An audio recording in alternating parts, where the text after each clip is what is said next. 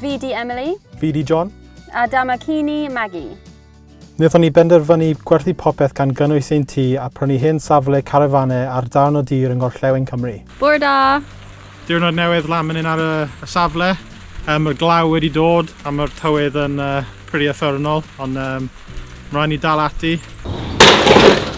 We've been living in the caravan whilst renovating the site, and our end goal is to build our dream home. Hwna beth oedd yn edrych fel o blaen.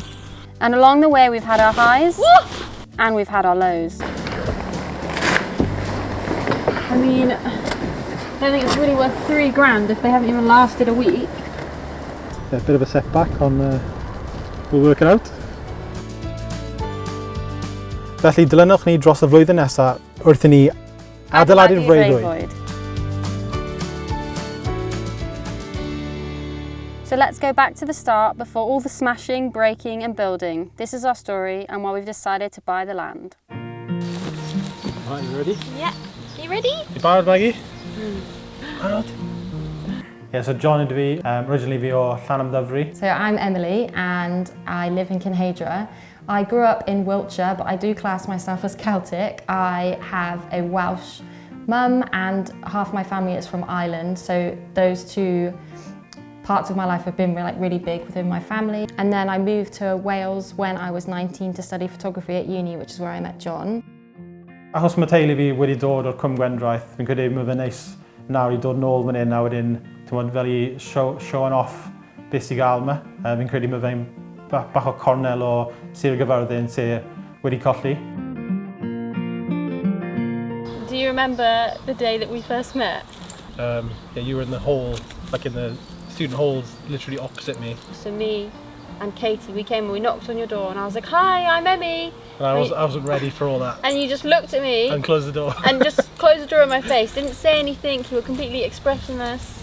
And we spent, 2 years together just as friends, and you said I was the reason you couldn't get a girlfriend because everyone thought we were a couple. Yeah. And I'd always say, oh, don't worry, we'll get married one day. And I would tell you to f off. Yn y llunyn, ail blwyddyn yn Prifysgol Casnewydd yw hwn. A fi'n 20 neu 21 o blwyddod. You would have been 21. Yeah, 21. A ni jyst yn ffrindiau fan hyn. So, un blwyddyn arall wedyn o'n i'n boyfriend and girlfriend. Ar ôl hynny, o'n i wedi gorffen lan yn Llundain ble o'n i'n gweithio ar ffilms a adverts. O'n i moyn symud nôl i Cymru, o Llundain ddim am ni. O'n i wedi byw am 2 blwyddyn, it's just too much. So o'n i wedi symud nôl fan hyn, dechrau yn busnesu ni, a wedyn wastad y plan oedd i ffindo rhywle i adeiladu catref, a hwnna ble ni nawr. Here we are with our dog child, 14 years later. Married, living in a field. Living in a caravan in a muddy field. Yeah.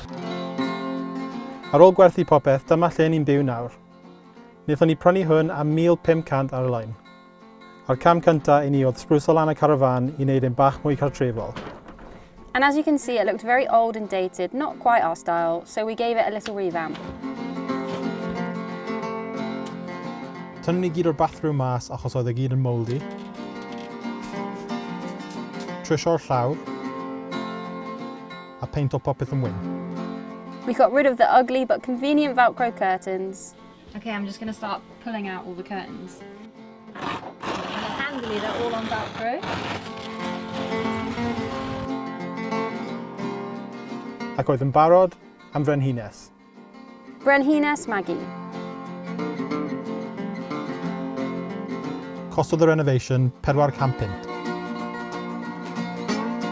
So dyna be ni'n byw ar y foment yn y caravan. 20-year-old caravan o'n i wedi prynu off Facebook a wedyn complete renovation i fe wedyn. So hwnna be ni'n byw. Hopefully dim dros y gaeaf achos mae'n mynd yn bach yn o'r. O'n i'n byw lawr yn Llanelli sydd dim ond byddu 15 minutes o fan hyn. A am y 4 blwyddyn o'n i wedi byw yno, o'n i'n wastad yn edrych am tir neu dde o'n i'n gallu prynu rhywle i sefydlu tir rhywle. So oedd e'n edrych ar pob fath o website, Facebook. So amser dath hwn lan, wedes i straight away, like no way, achos o fi'n cofio'r lle, achos oedd teulu fi just lawr y rewl yn y dre nesaf. it was quite funny because we drove past it so many times.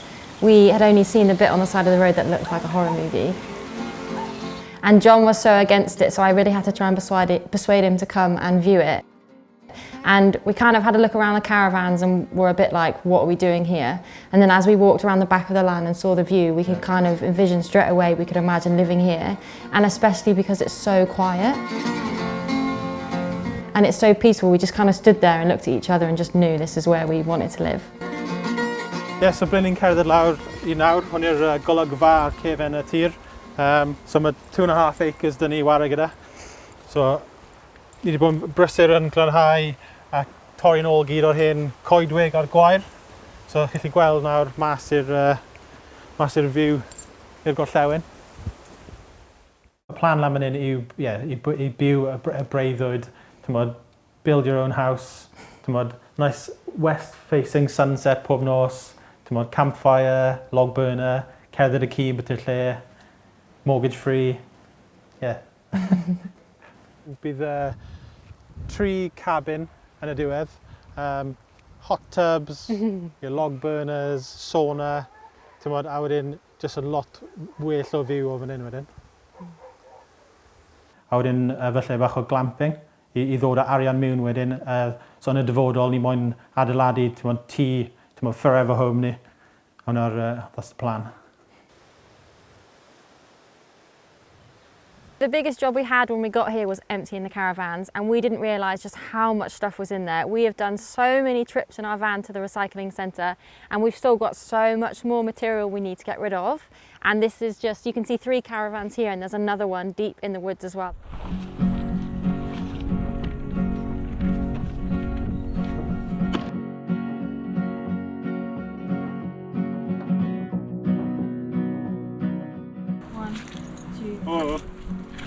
So which one is it on? 2, 3. So I'm just going through and picking up like any bits of foam or wool that's just kind of lying everywhere on the ground. And I thought it was just on the surface, like this, but come and look at this.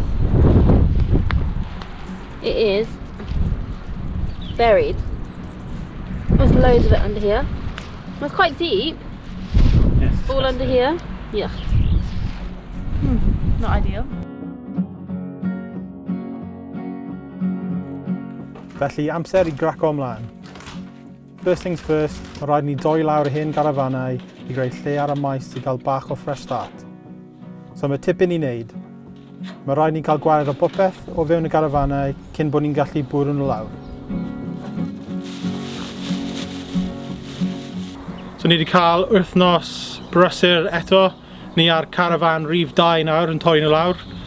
Ni ar y pwynt ble ni'n bron yn barod I bwrw'r to lawr eto. So, sledgehammer mas a bwrw fe lawr to. Gyda tywydd gwael, diolch Cymru, a swyddi llawn amser, mae popeth wastad yn cymryd lot yn hyrach na beth ni'n meddwl. So, update ar torri'r llawr lan. Actually installation dan y llawr, which is a surprise to us. A core absolute mess yma. Look at this. It's a lot mwy o waith na o'n i'n meddwl. O'n i'n meddwl taw probably 1 hour's work o gyd o gwaith oedd yn mynd I bod. Ond yeah, it's full afternoon. So.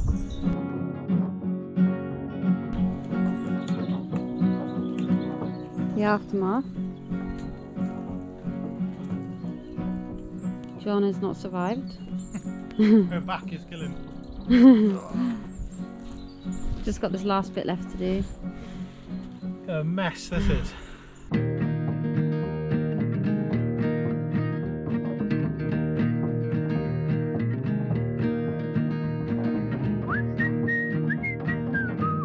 I'm finding it such a workout just climbing over the chassis because my legs are so short. I'm only like 5'3" on a good day, and the chassis is so high up, so I'm having to like clamber over the chassis to get out. So I'm finding that quite hard work today, but it's good. So amser am y sledgehammer.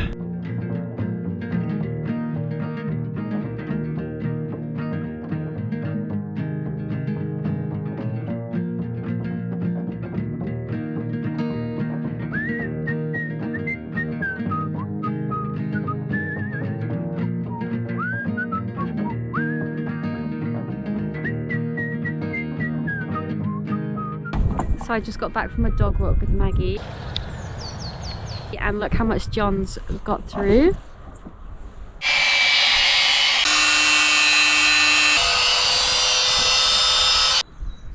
Ni wedi torri lawr caravan rhif 1 oedd fan hyn, a ni wedi gwneud caravan rhif 2 sydd draw fan hyn tu ôl y coedwig.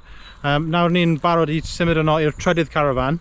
Unig problem sydd ni fan hyn yw bod y trydan ni'n actually iwso i byw yn caravan bach ni. Ni'n actually cael y trydan trwy y caravan na, so beth mae'n rhaid fi wneud nawr yw defnyddio rai o'r materials o'r caravan y gynta, a gyd o'r prenin. Fi'n mynd i adeiladu bocs bach sy'n waterproof, neu cabin bach i dal ar gyd o'r pethau trydan, i wneud temporary electric supply, so ni'n gallu cadw mlaen byw ar y tir, ond ni'n gallu actually bwrw lawr y trydydd caravan na cyn i actually cliro'r gyd o'r tir sy'n yma. So hwnna'r plan heddi. Gyd o'r, fi'n gweud wastraff, ond mae gyd o'r prenin ni wedi cadw yn digon solid, ni'n gallu actually defnyddio fo to. So y plan yw nawr i ffindo darnau o'r pren sy'n actually useful, a dechrau ymlaen a build o'r cabin bach hyn.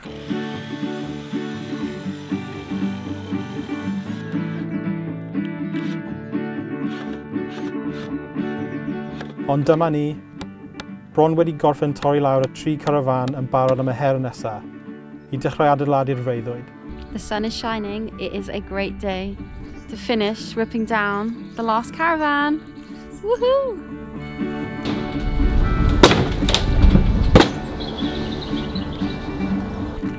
So ni wedi torri gyd o'r walydd oddi wrth y caravan, gyd o'r insulation wedi dod mas, a ddim lot ar ôl nawr, fel chi'n gweld, just y skeleton o'r frame.